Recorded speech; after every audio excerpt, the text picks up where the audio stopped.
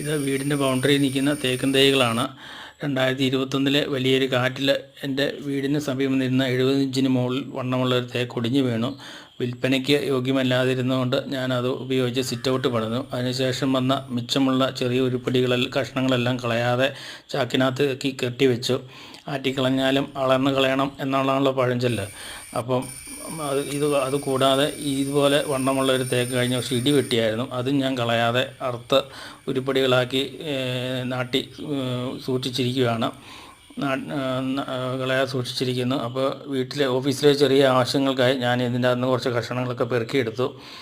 അവ ഓഫീസിലേക്ക് കൊണ്ടുപോവാണ്. അപ്പോൾ നിങ്ങൾ ഈ കാറിൽ കാണുന്ന ഇത്രയും പീസുകൾക്ക് നിങ്ങളൊരു 10,000 രൂപ കൊടുക്കേണ്ടി വരും. ഞാൻ കാണിച്ച ആകെ മൊത്തം പീസുകൾ നിങ്ങൾ തടി മേടിച്ച് മില്ലിൽ അറുത്ത് മിനുക്കി വീട്ടിൽ കൊണ്ടുവരുന്ന ഒരു സിറ്റുവേഷനിൽ നിങ്ങൾക്കൊരു 1.5 ലക്ഷം രൂപ മിച്ചം ചിലവാകും.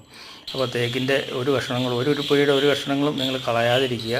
എന്തെങ്കിലും പ്രയോജനപ്പെടും. അപ്പോൾ എൻ്റെ വീഡിയോ ഇഷ്ടമായെങ്കിൽ ലൈക്ക് ചെയ്യുക, സബ്സ്ക്രൈബ് ചെയ്യുക,